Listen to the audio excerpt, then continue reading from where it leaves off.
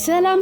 زخبركم تخاتاتلت لب ولد زانتا نغستي قنياتكم سلام زعسلو نيرو خون داتا تسفخو نابنايلو مزغزل كفال قبلكم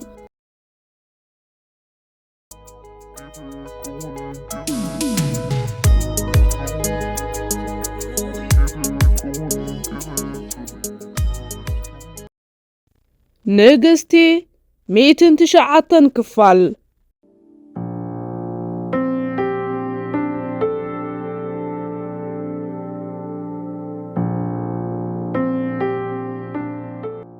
دحر ناي كبابي 10 ساعات قعزو عم مدرع علبو اي صنحن كاب معرفو نفرت وريدم قصم كويلم نابتلوك مكينا عاشقو صبيم زنبرو بوتا تبقسو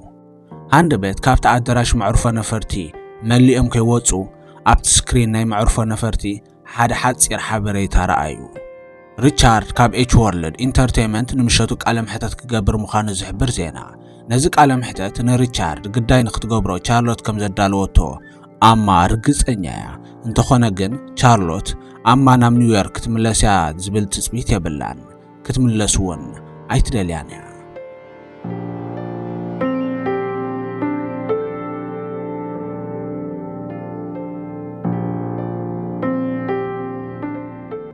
انت دا ريتشارد اتريكرز غبر دمصي فيك مخانو تأمينو سم أما مليسو نابچوكو ايو اتنك كالا خللايل زخفلو واغا نكون تخطفيو نسو كأكل اتقوداي ميليس يقوهار تغيرو نعوام كبالعوم مغنياتو تعذبتي كاب قال نقر نخهاد ميلو نتفيك ريكارد خمس فوتورو يوم كحسبو نقابلنت نتأما مسبوزحات صوبوت حبو ركبال لوازبال ارستي نخحابو سلازي شارلوت اب عبي مواتر ياشمي ماتو بزعبانو مسبوزحي قدسينيو اب العلا اما كون ارنقن زخون حماق فتسام ايدالينيو دحر أما ناب نيويورك بمستير مملاسا ناب كحجزان نخلي زبالوتو محازا دولت أنصار شارلوت نمكلاس أيتفرحنيا انت خونا جن ريتشارد أمونج انت قرقيرو زخوانا خقات ما يتدلنيا كيتا لحتساس بسلام كقالا قاليا تدليو أما زيد اللي تشنكاتي خدتشنا أزلغي نازو قداي بعلو ريتشارد كفتحو خقلي نيش وورلد النخدا ليزان أما يرغاغ ويام زبلتهم قالات تزاربت سلازنا بإيش ورلد كينا نمصف تحي يرأينني نشارلوت كنرخباي لكم كنا ناب إيش ورلد سخاي زلغو أبت كبابو كينا نرتشار كنصبي سلازدلغي كبابو مصباي قال ازبلت امارات زلنا مثلنن زحاش امارات علنا تبلن تخين كخا هيا نغرن لي زحفتي ليزا قال امارات كم زي بالله نمرغغاص رأسا نقنقت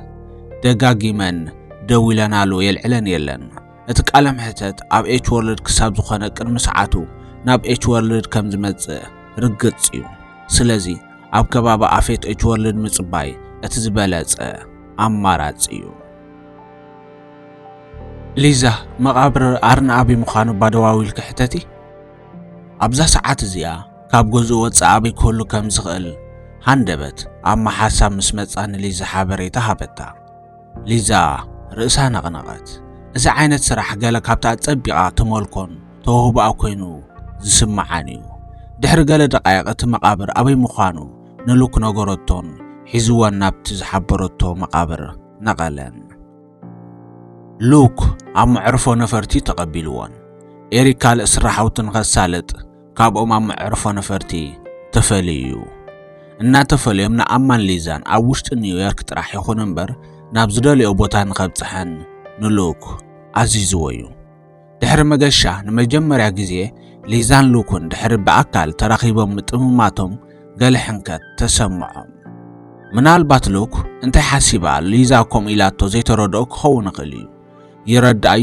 أيو بزي قدسكن حجات كوينهم يواسئ بمهلاوم تتصاني حليزا أبزز تمتتو هرمت لبا يوسخ نبرا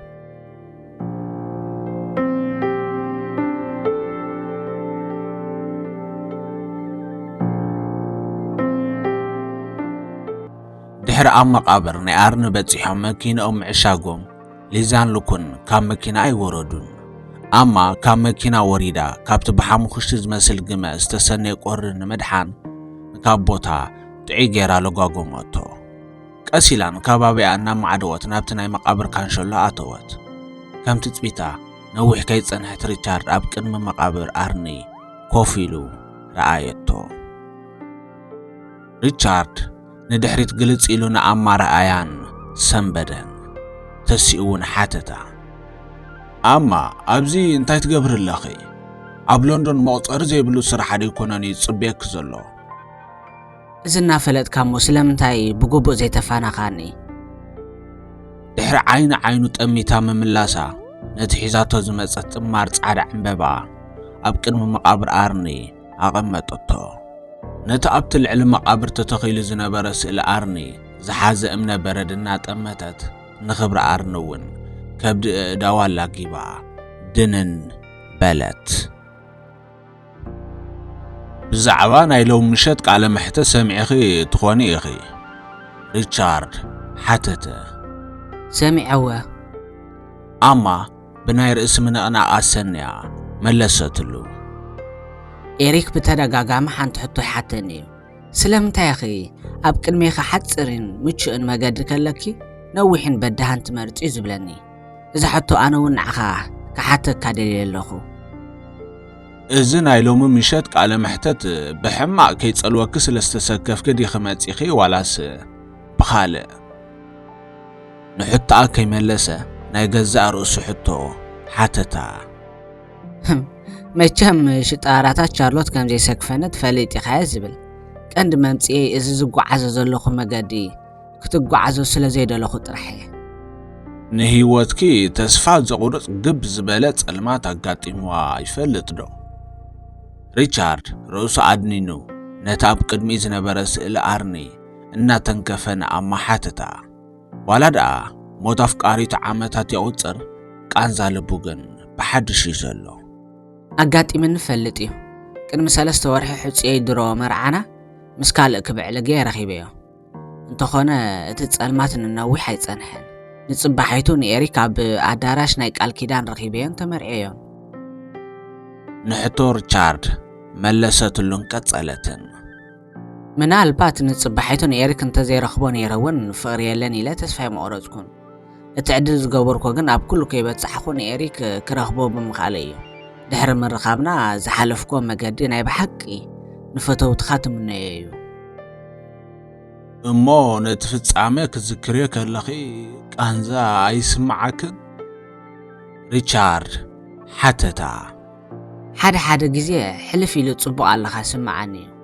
ግን ምስ ኣብ ከባቢኻ ዘለዉ ሰባትን ሞያኻን ጽቡቕ ርክብን ዝምድናን እናፈጠርካ እንተከይድካ እቲ ቃንዛ ክሃስስ እዩ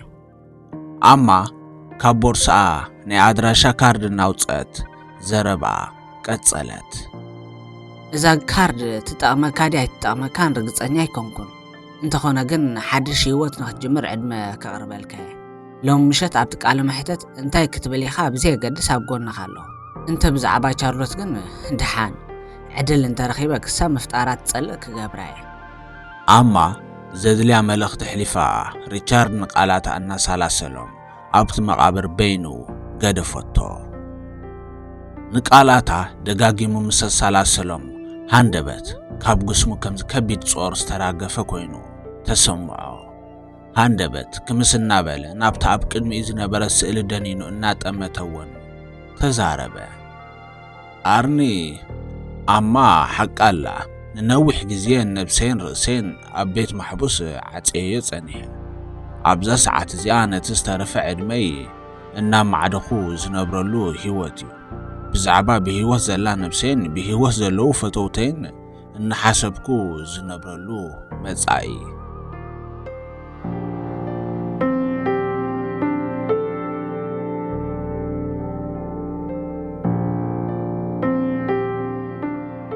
ብዙሕ ዝበሉ ጋዜጠኛታት ኣብ ናይ ኤች ወርልድ ኣዳራሽ ቃለ መሕተት ንኽጅመረሎም ተኣኪቦም ይጽበዩ ነበሩ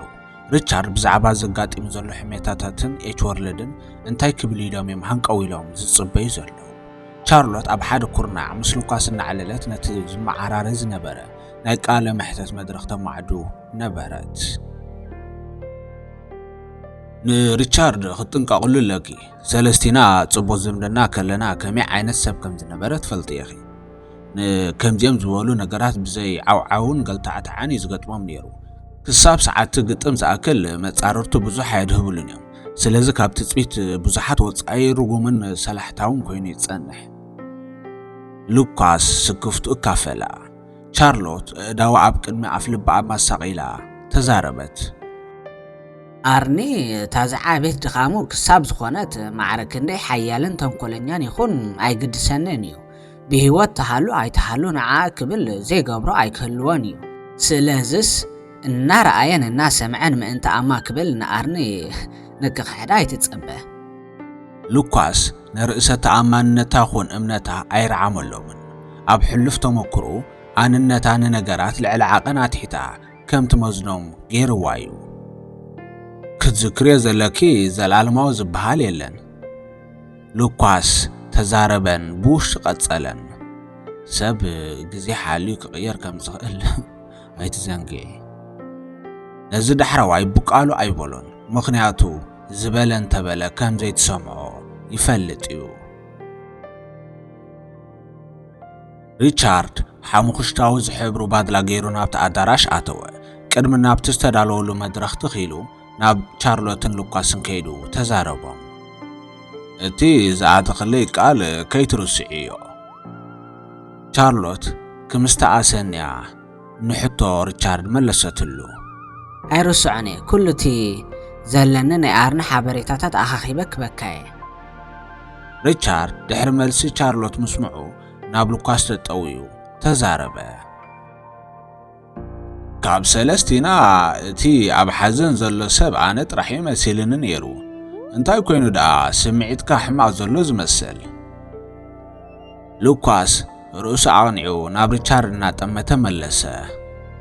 ጽልአይ ምስ ኣንበርንበር ምሳኻ ኣይኮነን ምስኣ ብምልካምካ ነብስኻ ጥራሕኻ ክትከሳ ዘለካ ምናልባት ድሕሪ ቃለ መሕተት ስራሕ እንተሲኢንካ ንዓይርኸበኒ ኢኻ ሪቻርድ ሃንደበት ሰሓቐ ቻርሎት በቲ ሃንደበታዊ ሰሓቕ ሰንበደት ከም ናይ ሎማ ሓዘን ዘይንበቦ ሰሓቕ ኣብ ገጽ ሪቻርድ ካብ ዘይትርኢ ዓመታት ያቁፂራ ምናልባት ከምቲ ሉካስ ዝበሎ ጠባይን ኣካይዳን ሪቻርድ ምስ ግዜ ተቐይሩ ከይከውን ተጠራጠረት ከምቲ ዝሓሰብክዎ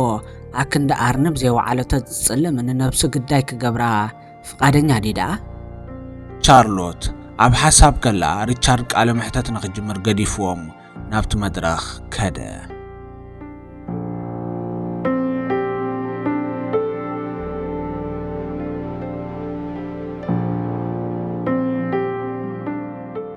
ሪቻርድ ኣብ ቅድሚ ብዙሕ ዝበሉ ጋዜጠኛታት ኮፍ በለ ክንዲ ዝሰኣሉ እንተሰኣልዎ ድንብርፅ ዝበሎ ኣይመስልን እኳ ደኣ ዝሓሰቦ ግዲ ነይርዎስ ክምስ ደኣ በለ ኣብ ቅድሚ ክንዲዚ ዝኣኽሉ ጋዜጠኛታት ኮፍ ዝበለሉ ግዜ ቅድሚ ገለ ዓመታት እዩ እቲ ግዜ ኣርኒ ናይ ቪኤል ካምፓኒ ናይ መላእ ዓለም ኣምባሳደር ምስ ኮነት እዩ ጋዜጠኛታት ዝደለይዎ ሕቶ ንኽሓቱ 15 ደቂቕ ተዋሂብዎም ዘሎ ሰራሕተኛታት ኤች ወርልድ ግዲኦም ነዚ ንምጽፋፍ ስርሖም ፈሊጦም ድልዋት ኮኑ ቻርሎት ናብ መድረኽ ደይባ ማይክሮፎን ሒዛ ዘረባ ጀመረት ሎሚ ኣብዚ ተረኺብና ዘለና ብዛዕባታ ዓብዪ ጉዳይ ኮይና ዘላ ሪካርድ ንምዝርራብ እዩ ኤች ወርልድ ነዚ በፂሕና ዘለና ደረጃ ንምብጻሕ ዋጋን መስዋዕትን ኢና ከፊልና ለምቅና ሓንቲ ሞዴልና ብዝሕፍር ኣርእስቲ ተይለዓይላ ያቀንያ ሕጂ ከዓ ከምዚ ድሪካ ቦሎሚ ዝመስል ኣነ እውን ብዘነውር ኣርእስቲ ይለዓል ኣለኹ ንንውሕ ዝበለ ግዜ ቃል ከይምለእኩ ጸኒሐ ምክንያቱ ውዒሉ ሓዲሩ እቲ ሓቂ ምውፁእ ስለ ዘይተርፎ ቻርሎት ኣብ ጎኒ ሪቻርድ ኮይና ትዛረብ ነይራ ማዕረክ ክንዱ ከመይ ገይራ ንሓሶትን ተዋስኦን ክኢላቶ ክሓታ ኣይጸለን መሕፈር ዝበሃል ሕለና ዲ ዘይብላ ብተዘዋዋሪ ነዚ ኩሉ ትገብር ዘላ ኣማያ ኮ ትብል ዘላ ሪቻርድ ጽላኣቱ እናወሰኸ ብውሽጡ ሓሰበ ነዚ ጉዳይ ጥዑይ ገይሩ ዝፈልጦ ሪቻርድ ኮለን ናብ መድረኽ መጺኡ ከብርህ እዩ ንኹላትና ብዝዕግብ ኣገባብ ከም ዝገልጾ ከዓ ርግጸኛ እየ ቻርሎት ዘድልያ ተዛሪባ መድረኽ ንሪቻርድ ክትገድፈሉ ተበገሰት እንተኾነ ምሉእ ብምሉእ ካብ መድረኽ ከይረሓቐት ሓደ ጋዜጠኛ ሓተታ ቻርሎት ነዚ ኩሉ ብድሕሪት ኮይና ትገብሮ ዘላ እቲ ሓዳሽ ተፈረምክያ ሞዴል ኣማያድ ይኽትብልና ዘለኺ ማለት እታ ካብ ኤች ወርልድ ብዝሕፍር ኣርእስቲ ክትፅዋዕ ዝቐነየት ሞዴል ኣማ ጥራሕ እያ ዝበዝሑ እንታይ ሕቡእ መልእኽቲ ክትሕልፍ ከም ዝደለየት ኣይሰሓትዎን ኩሎም ጋዜጠኛታት ናብቲ ዝተዛረበ ጋዜጠኛ ሓንሳብ ጠሚቶም ናብ ቻርሎት ተመልሱ ሃንቀውትኦም ኣሉ ቀጣንዶ ትብል ትኸውን ኢሎም እዮም እንተደኣ ነታ ባዕላ ብክብ ዝበለ ጽምብል ዘፈረመታ ሞዴል ኣብ ቅድሚ ጋዜጠኛታት ተጻሪፋታ ንዓቕማን ምሕደራን ኣብ ምልክት ሕቶ ዘእትዩ ቻርሎት ክምስታ ሕቡእ መልእኽቲ ከም ዘለዎ ንኽተምስል ክምስ ጥራሕ በለቶም ኣይጸንሕትን ክምስታ ሓጢሙ ተጸዊጋ ናብ ሪቻርድ እናጠመተት ብውሽጢ ሓሰበት ኣብ መወዳእትኡ ኣብ ልዕሊ ኣማ ሕነይ ዝፈደሉ ኣጋጣሚ ረኺበ ኣለኹ ቀልጥፍ ኣይትደንግየኒ ትልሚ ቻርሎት እንተተዓዊቱ እንታይ ከጋጥም ኣማ ነዚ ዜና ኣብ ሎንዶን ኮይና ምስ ሰምዓቶ ከምቲ ዝተኽዓወ ዝሕፈስ ትገብሮ ኣይክህልዋን እዩ ናይ ጄኬ ዓወታ ንኮንቱ ክኸውን እዩ ሽዑ ናብቲ ዝተሓተ ደረጃ ክትወድቕ እያ ጋዜጠኛታት እንታይ ይገብር ኣለኹ ዋላ እንተገመቱ ዘገድሰኒ ይኮነን ናተን ናይ ኣማን ባእሲ ናብ ቃልዕ ካብ ዝወፅእ ሰሙን ይሕሊፉ ዘሎ ውዒለ ሓዲረ ንሞያ ኣማ ከምዘይ ነበረ ጥራሕ ክገብረለኒ ሪቻርድ ቻርሎት ሓሳብ ውሽጢ ኣቋሪፃ ነቲ ኮፍ ኢሉ ዝነበረ ሪቻርድ ንኽዛረብ ስሙ ኣድሚፃ ብዓይንታ ኣጓጠጠትሉ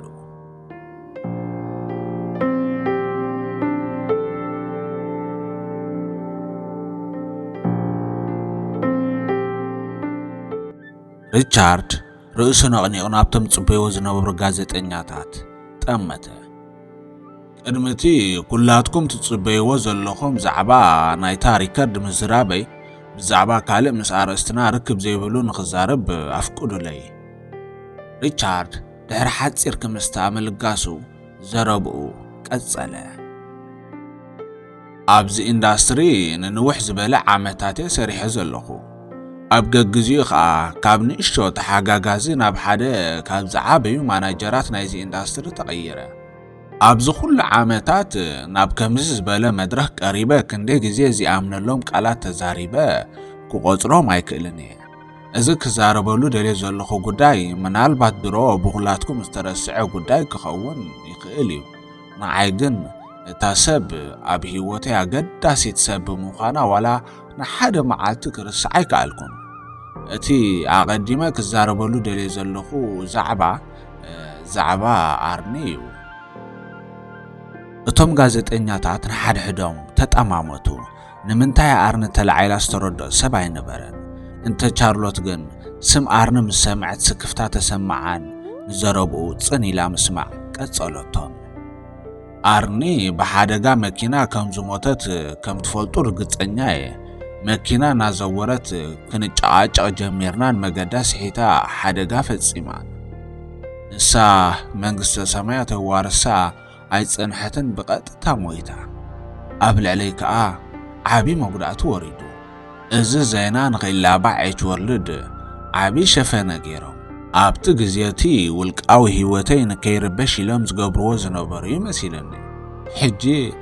ሕስብ ከብሎ ከለኹ ግን ማዕርክ ክንደይ ዓሻ መንባር እዩ በሪህለይ ምኽንያቱ ጠንቂ ናይቲ ጭቕጭቕና ንሶም እዮም ነይሮም ተብተብ ኢሎም ከዓ ነዚ ዜና ንኸይላባዕ ዓፂዮሞ ሽዑ ነዚ ጉዳይ ብኸመይን መንን ኢሉ ዝምርምሮ ኣካል ኣይተረኽበን ሪቻርድ እንታይ ኻ ትገብር ዘለኻ ቻርሎት ናብ ጥቑ ቀሪባ ብቕልጽሙ ሒዛ ክትስሕቦ ፈተነት ሪቻርድ ትሑት ሰሓቕ እናሰሓቐ ብሓውሲ ሕሹኽታ ተዛረባ ሓቂ ንኽዛረብ ኣይኮንክን ድኺ ናብዚ ዓዲምክኒ ስለዚ ንትእዛዝ ከ ዘማልእ ዘለኹ ነቲ ሒዝዎ ዝነበረ ኣጻብዕታ ፈንፂጉ ዘረብኡ ቀጸለ ከምቲ ዝበልክዎ ጠንቂ ሞት ኣርኒ ኤች ወርልድ እዮም ፍቁራት ምዃና ሞርትዖታት ንምእካብ ደድሕሬና ዝስዕቡ ሰለይቲ ገይራትልና እቶም ከም ኣዕሩኽተይን መሳርሕተይን መካይደይን ዝነበሩ ኤሪ ኣድንን ሉካስን ከዓ ንርክብና ናብ ሜድያ ልሒኾሞ ርክብና ንዝተወሰነ ግዜ ከም ምስጢር ሒዝናዮ ክንጓዓዝ እዩ ድላይና ነይሩ እንተኾነ ኣይኮነልናን መኪናና ዘወርና ብዛዕባ እዚና ንጨቃጨቅ ነርናን ሓደጋ ገጢመናን ጋዜጠኛታት በቲ ዘይተጸበይዎ ዜና ሰንበዱ ናይ ቅድሚ ዓመታት ምስጢር ሕጂ ክሰምዕዎ ትጽቢቶም ኣይነበረን ቻርሎት ንሉክ ሴክሬት ጸውዕን ሪቻርድ ካብ መድረኽ ንኽኣልዮ ኣዘዘቶ ሪቻርድ ንትእዛዝ ቻርሎት ግዲ ገበረሉ ዘረብኡ ቀጸለ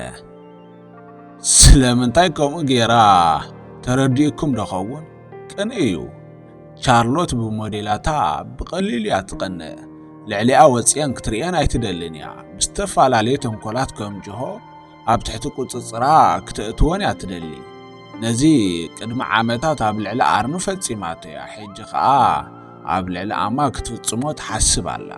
እቶም ናይ ተንኮል ሽጣራታታ ብዙሕ ኣቕሊበሎም ኣይፈልጥን እየ ነይረ ሎሚ ግን ከም ከብዲ ኢደየ ጽኒዐዮም እቲ ዝተዘርግሐ ሪከርድ ፌክ ኣይኮነን ሓቂ እዩ ሞርትዖ እንተደሊኹም ነቲ ኦሪጂናል ኣብ ሞባይለይ ከስማዓኩም እኽእል እየ ሉካስ ሴኩሪቲ ሒዙ ናብ መድረኽ ቀረበ ኣብ መጀመርያ እቶም ሴኩሪቲ ብኣገባብ ካብቲ መድረኽ ንኽእለ ንሪቻርድ ኣዘዝዎ እንተኾነ ኣይሰምዖምን ስሒቦም ከኣልይዎ ፈተኑ ኣይሰልጦምን ብዛዕባቶም ነቲ ኣዳራሽ ዝመልእዎ ጋዜጠኛታት ከይተገደሱ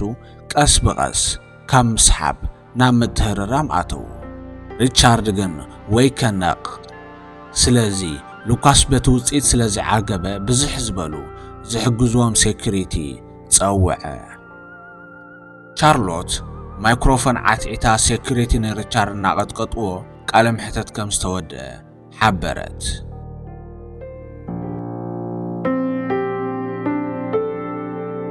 ክቡራት ተኸታተልቲ መደብና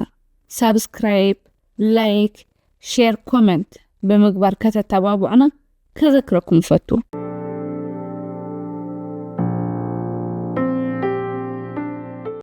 ክቡራት ተኸታተልቲ ስለምክታልኩም ኣዝየ እንዳመስገንኩ ኣብ ዝቕፅል ክፋል ይረኽበና ሰላም ወሰናይ